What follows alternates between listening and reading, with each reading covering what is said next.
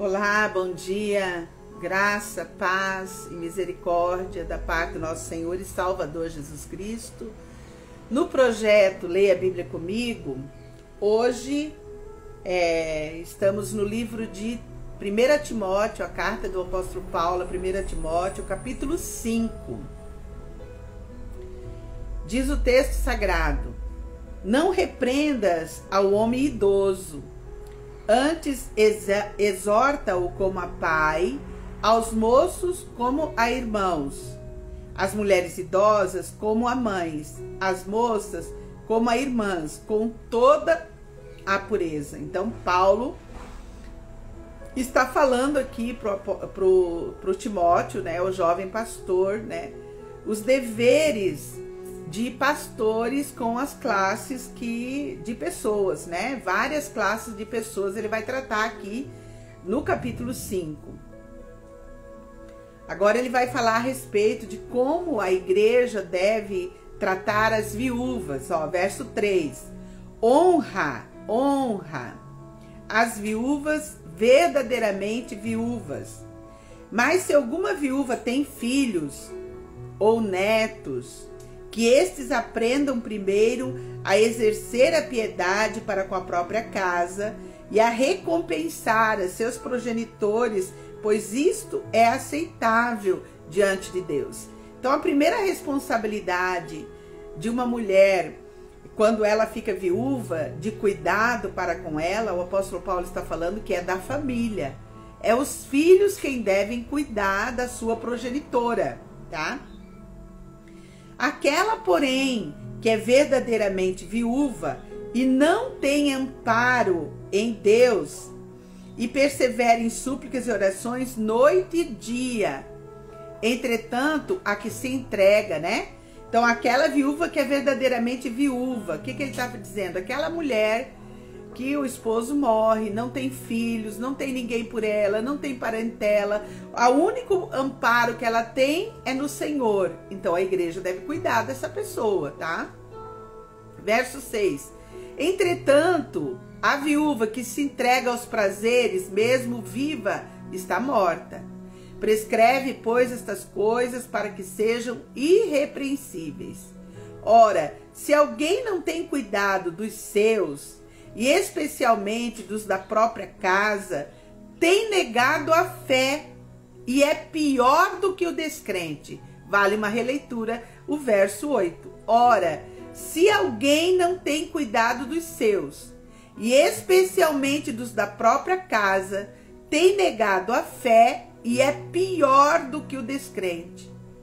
Não seja escrita senão viúva que conte ao menos 60 anos de idade, tenha sido esposa de um só marido, seja recomendada pelo testemunho de boas obras, tenha criado filhos, exercitado a hospitalidade, levado aos pés aos santos, socorrido a atribulados, se viveu na prática zelosa de toda boa obra. Mas rejeita viúvas mais novas, porque quando se tornam levianas contra Cristo, querem casar-se, tornando-se condenáveis por anularem o seu primeiro compromisso. Além do mais, aprendem também a viver ociosas, andando de casa em casa, e não somente ociosas, mas ainda tagarelas, intrigantes, falando o que não devem. Quero, portanto, que as viúvas mais novas se casem, diz o apóstolo Paulo. Criem filhos, sejam boas donas de casa e não deem ao adversário ocasião favorável de maledicência, pois com efeito já algumas se desviaram seguindo a Satanás. Se alguma crente tem viúvas em sua família, socorra e não fique sobrecarregada a igreja, para que esta possa socorrer as que são verdadeiramente viúvas. Bom, aqui vale uma explicação, né? Naquela época, naquela cultura, né? As viúvas elas eram cuidadas pela igreja, né? Então Paulo faz aqui uma lista de como Timóteo deveria se portar com as viúvas daquela época na vida da igreja, né? Então as viúvas novas deveriam se casar e formar novas famílias. As viúvas mais idosas, né, deveriam ser dadas ao cuidado da casa do Senhor e deveriam então receber a provisão, o nutriente, a comida, né, o suprimento da igreja. A igreja cuidava dessa parte, né? Tomava conta dessas viúvas, aquelas que não tinham parentela, aquelas que não tinham família para cuidar, né? A partir do verso 17, Paulo vai falar vai dar conselhos àqueles que estão em liderança, tá? Versículo 17. Devem ser considerados merecedores de dobrados honorários os presbíteros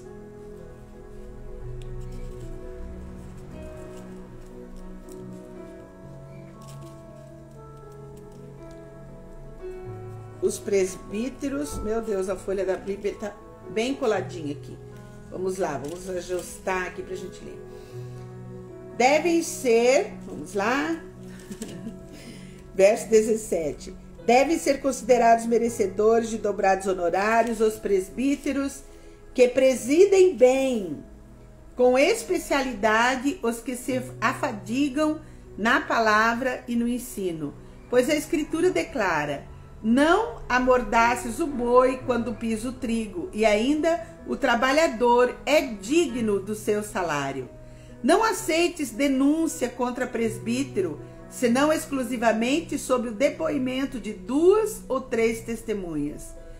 Quanto aos que vivem no pecado, repreende-os na presença de todos, para que também os demais temam. Conjuro-te perante Deus e Cristo Jesus e os anjos eleitos, que guardes estes conselhos sem prevenção, nada fazendo com parcialidade. A ninguém imponhas precipitadamente as mãos. Não te tornes cúmplices de pecados de outrem. Conserva-te a ti mesmo puro. Versículo 22, né? Tem muitos desmandos, né? Quando a igreja começa a reconhecer o dom num jovem e precipitadamente impõe as mãos sobre esse jovem e diz que ele é um pastor. Tem que ter muito cuidado com isso, né? Tem que ter muito cuidado, porque precisa ter maturidade. No capítulo anterior a gente viu que não pode ser sem experiência, né? Precisa ter experiência de vida primeiro, para poder governar, para poder liderar, né? Não é fácil liderar. Liderar é um mistério, né? Liderar é convencer da validade da ideia aquele que segue. É colocar a vida totalmente em ordem, né? Então não se pode precipitar, não se pode colocar precipitadamente as mãos sobre aquele que não tem experiência, né?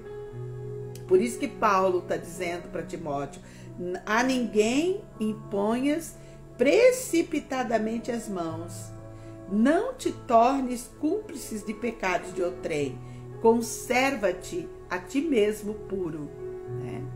Significa que quando a gente não discerne bem e impõe as mãos sobre alguém e dá liderança para essa pessoa, e a pessoa está em pecado, você acaba se tornando cúmplice do pecado dessa pessoa. Então precisa cuidar muito bem disso, né? Versículo 23. Não continues a beber somente água. Usa um pouco de vinho por causa do estômago e das tuas frequentes enfermidades. Aqui um conselho pontual do apóstolo Paulo para o filho Timóteo, conhecendo o filho Timóteo, né? Os pecados de alguns homens são notórios e levam a juízo, ao passo que os de outros só mais tarde se manifestam, né? Isso tem muito na vida da igreja, né? Gente que prega, gente que fala da verdade, né? Que ora, que, né, caminha, que visita, né? Tem muito, né?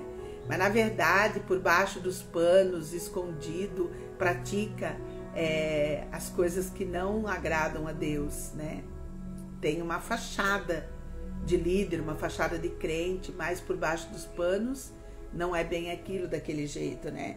Então Paulo está dizendo, olha, você vai enfrentar isso na igreja, a gente vai enfrentar. Os pecados de alguns homens são notórios, levam a juízo, ao passo que os de outros só mais tarde se manifestam.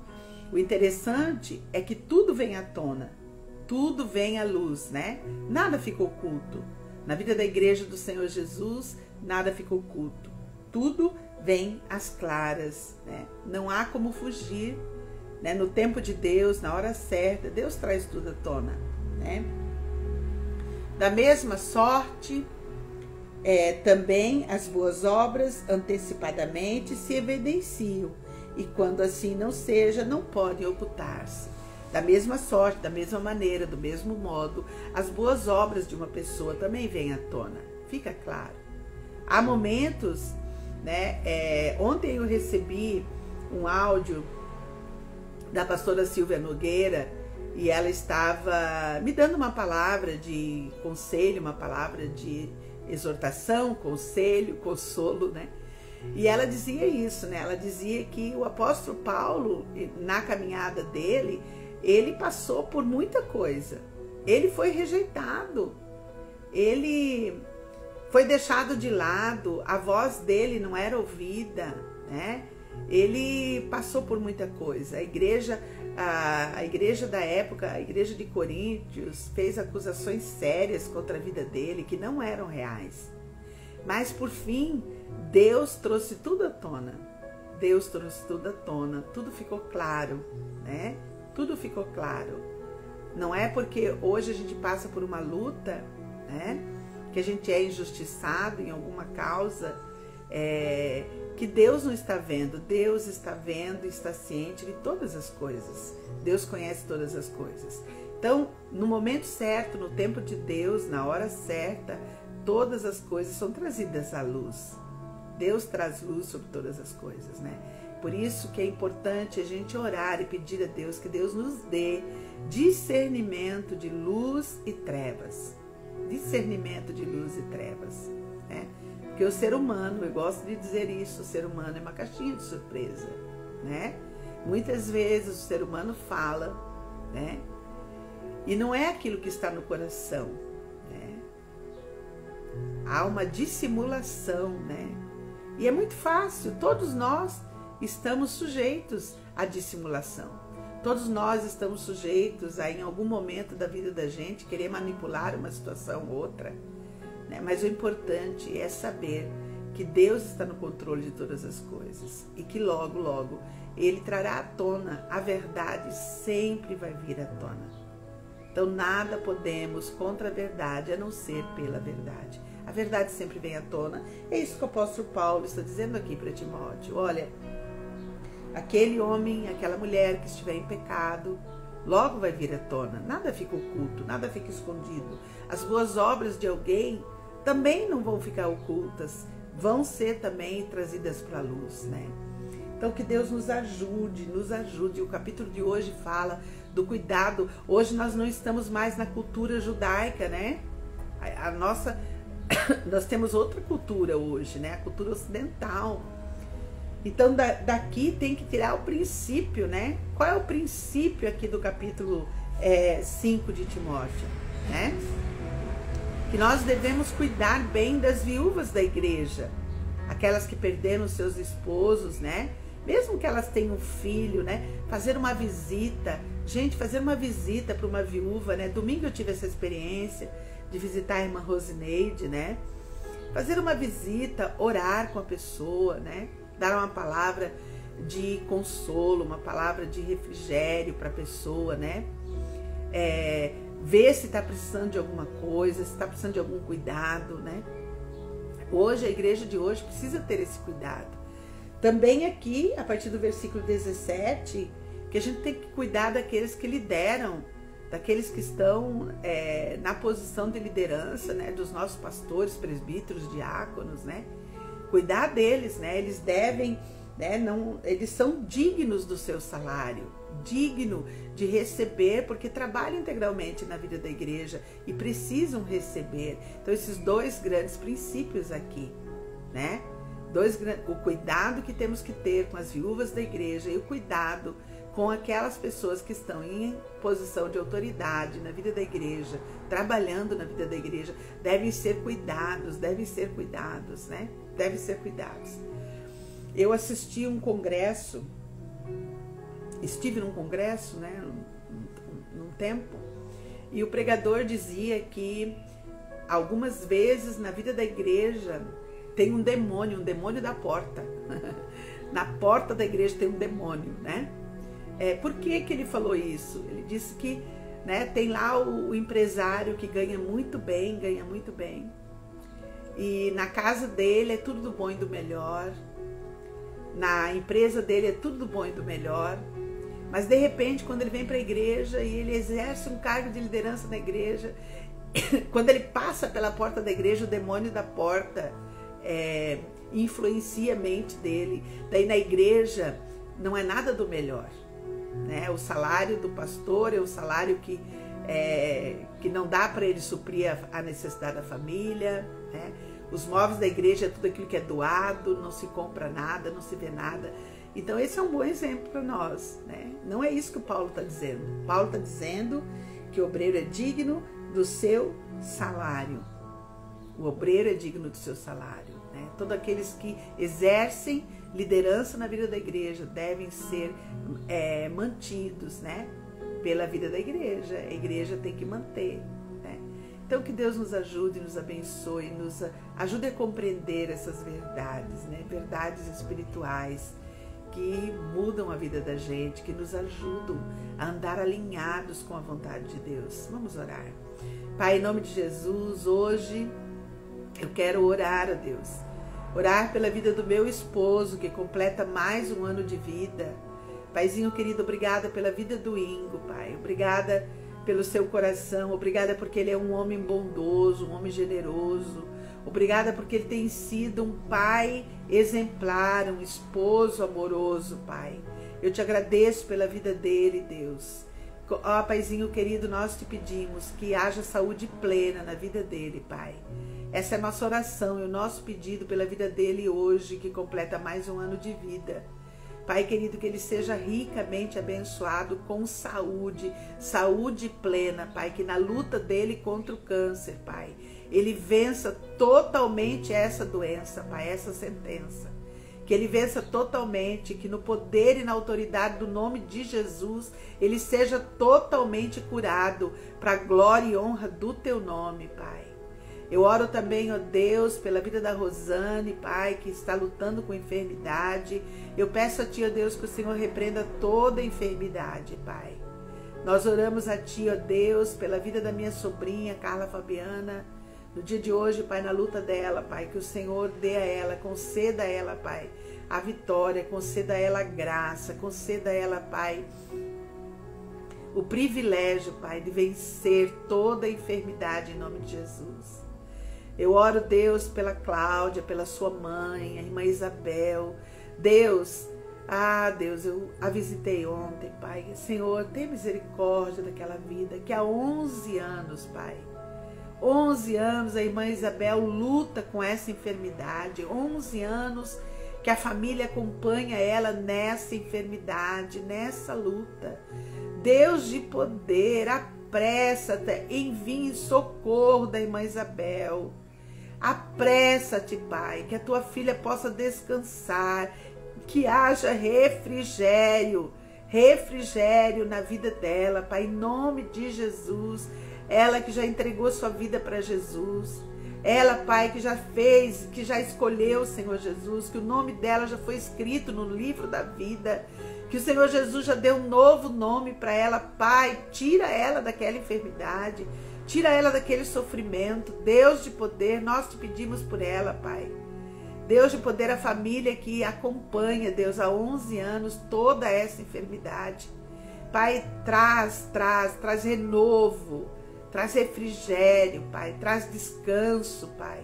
Pai, nós te pedimos por esta família, pedimos que o Senhor coloque a tua boa mão. Pai, nós te pedimos também, Deus, pela família da irmã Rose, a irmã Rosineide, as suas filhas, Pai, a Patrícia, a Josiane, a Cristiana, os seus netos, Pai, que estão agora nesse luto, Pai, vivendo a saudade do irmão Eugênio que partiu para a glória. Pai querido, consola essa família, consola, supra todas as necessidades na vida desta família, Pai. Nós pedimos a tua bênção, Pai, sobre a vida deles, Deus. Pedimos a tua bênção, Deus querido, nessa semana de folga, Pai. Que o Senhor nos dê folga, nos dê refrigério, que o Senhor nos ajude a descansar, Pai. Nos abençoa com a tua presença. Pai querido, abençoa todos os professores da Rede Almar. Pai querido, toda a equipe de trabalho da Rede Almar. Pai, eu oro pela Margá, para que ela encontre a casa que ela precisa lá em Camboriú. Deus de poder, põe tua mão nisso, Pai. Deus, prepara uma nova pessoa para o lugar da Margarida. Nós te pedimos isso, Pai. Prepara uma nova colaboradora no lugar dela, Pai. Eu oro a ti, ó Deus, pelas minhas amigas de perto. A vida da Nara, a vida da Janaína, a vida da Sandra, a vida da Cristiana. Pai, eu coloco tuas filhas diante do Senhor, Pai. Eu peço que o Senhor esteja salvando os seus filhos e netos. Que o Senhor esteja entrando com providência, Pai, na vida das minhas amigas queridas, Pai. Pai, dá saúde completa para Sandra. Abençoa ela na viagem, Pai, que ela vai fazer até ali a sua terrinha, Pai. Que o Senhor a leve em segurança, guardando e protegendo, Pai. Deus, eu oro a ti, ó Deus, por essas amigas queridas, Pai. Abençoa tuas filhas, Deus. Pai, eu oro pela vida do Nenê, Deus, que está enfrentando agora, Pai, esse diagnóstico de ter um coração grande. Pai, tu tens o poder nas mãos. Basta uma palavra tua e o Senhor pode colocar esse coração de volta ao normal. Pai, eu creio nisso. E eu peço, Pai, essa bênção para a vida do Nenê, Deus. A cura completa desse coração, Pai. Em nome de Jesus, em nome de Jesus. Que o Senhor dê um novo coração para o teu filho, Pai. Em nome de Jesus. Pai, abençoa, abençoa. Abençoa, Deus querido, a vida da Cláudia, Pai. A vida do Edilson, a vida da Eliane, lá em Londrina. Pai, eles que estão lidando ali também com a irmã Cleusa. Pai, naquele hospital, naquela UTI. Deus de poder e de graça, tenha misericórdia, tenha misericórdia. Abençoa teus filhos lá, Pai. Guarda, livra, protege. Deus de poder, meus amigos de longe, Marlúcia de Gomes. Pai querido, Milena, que Milena seja encontrada, Pai, em nome de Jesus. Aqueles que estão sozinhos, Pai, como Milena, como José Vitor, Pai querido, como Sandra, Pai, eles têm o desejo no coração de serem encontrados, Pai. Pai querido, que eles possam encontrar, ó Deus, um varão justo. Que José Vitor encontre também, Senhor Deus, uma esposa, Pai. Deus de poder e de graça, abençoa teus filhos, Pai. Aqueles que estão em guerra, que estão em lutas, em conflitos familiares, que o Senhor possa estar trazendo paz, que haja reconciliação, que haja perdão na vida das famílias. Pai, que a tua boa mão seja derramada sobre cada família, Pai. Aquelas famílias que estão com falta, Pai, que não tem provisão, que não tem, ó Deus querido, sustento, que estão desempregados. Pai, em nome de Jesus, que haja provisão do alto dos céus para essas famílias, Pai. Deus, eu oro a ti, ó Deus, por aqueles que vão, ao rolar a tela do Instagram, vão cair aqui nessa live, vão ouvir a leitura da palavra, vão ser tocados pela palavra, vão ser tocados por esta oração, Pai. Esses que estão, ó Deus, em depressão profunda, estão enfermos das emoções, Pai, que haja cura agora em nome de Jesus, que o Senhor possa libertar, curar em nome de Jesus. Pai, eu oro a ti pela vida da irmã Gil, a vida da irmã Gildete, a vida do Messias, o cuidado que eles têm ali, Pai, com a irmãzinha Madá. Deus de poder e de graça, sustenta a irmã Gil, consola a irmã Gil, Pai, dá graça para ela, dá encorajamento para a vida dela, Pai. Toma ali aquela família, Pai, diante do Senhor. Nós te pedimos por eles, Pai, no dia de hoje. Que haja provisão na casa da irmã Gil, Pai, cuidado. Deus de poder, estende tuas mãos ali, Pai. Tu conheces as necessidades ali, Pai. Abençoa, abençoa aquela família ali, Deus. Paizinho querido, Deus, assim eu entrego nas tuas mãos todos os pedidos de oração que chegam até mim, colocando diante do teu altar, diante do teu cuidado, pedindo tua proteção, Pai, pedindo, Deus, que o Senhor esteja com cada pessoa, Pai, promovendo na vida delas, Pai, a cura completa, a libertação completa, em nome de Jesus, em nome de Jesus. Abençoa teus filhos, Pai. Nós oramos assim, Pai, na autoridade do nome de Jesus. Amém, amém, amém. Queridos, até amanhã, se Deus nos permitir.